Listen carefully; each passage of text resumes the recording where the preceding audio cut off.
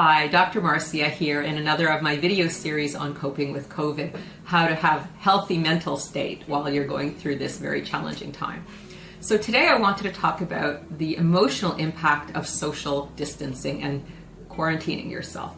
For a lot of people, this can be a very difficult thing, probably for most people, because we are social animals. Human beings like and need to have social contacts because it gives us a lot of emotional strength to be able to connect with other people. But right now, we really have to reduce our contacts to a very limited amount. In fact, perhaps nobody, because if we are contagious, we have to be alone, isolated in our homes, and not see anybody or touch anybody. So how do we deal with that? Well, there's a few things we need to consider. First of all, there are different personality types, and some of the different personality types might cope better, and some might not cope as well. For example, introverts tend to be people who recharge their emotional batteries by being alone. They need a considerable amount of time on their own to tune into themselves and to just decompress from all the stimulation of interpersonal interactions. It doesn't mean that these people are antisocial, it just means that they need more downtime than the extroverts because for them, quiet time on their own helps them to get stable and steady. On the other hand, extroverts might have more difficulty with this social isolation or social distancing because they recharge their emotional batteries by being around lots of people, and they gain energy and strength by having a lot of connections with others. So if they are living on their own or with a roommate or with a small group of people in their family, they may feel the pangs of this social distancing a little bit more. Now, there are people who are tending to be more introspective, and these are people who like to spend time looking inward, connecting to their emotions, connecting to their thoughts, thinking about their lives. These people might do better with the social distancing because they're used to spending time with themselves. So having a lot of time on their own to just be and to think won't be as stressful for them as the other type of person who I'm going to describe. These are people who are not introspective. These are people who spend a lot of time avoiding looking at themselves, and they spend a lot of time stimulating themselves or distracting themselves out in the world, whether with addictive behaviors or just playful, fun behaviors like going out and partying.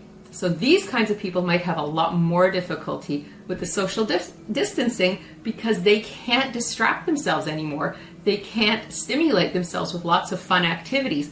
So when we're dealing with social distancing, you can see how different kinds of people are affected differently. But everybody is going to have a more difficult time because we all, as human beings, do need each other. So here are some things that we can do, whether we're an introvert or an extrovert, whether we're introspective or not that much. Here are things that we can all do to feel better with the social distancing and perhaps if we're quarantined. Number one, we can still reach out to people through different kinds of media, whether through our phones, whether through our different apps. We can reach out to other people and connect with them and get the kind of emotional support that we need. The other thing we can do is we can do emails, we can do texting.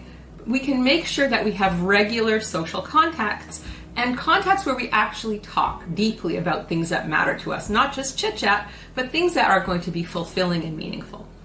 The other thing we can do is make some projects. Maybe it's a great time to declutter your house, to get rid of a lot of things, to do a big purge. Maybe it's time to get back into a project that you've started but you've never completed.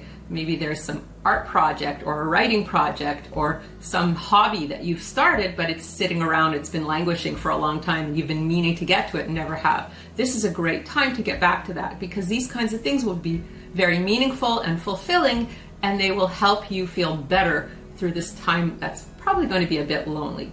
The other thing you can do is if you are living with people, do some activities with them. Play games, play cards, do fun things, do yoga together. There are a lot of things you can do with the people that you're living with to occupy your time and enjoy each other's company, not just sitting and watching television together. Things that, people used to do in the good old days before there was so much media to stimulate themselves with. And the other thing I would say is if you are spending a lot of time on your own or at home, don't overdose on social media or on the news because you're going to get yourself freaked out. There's obviously time to spend getting the information you need, but don't do too much of it because you're going to make yourself more stressed. And please tune in for more of these updates on coping with COVID.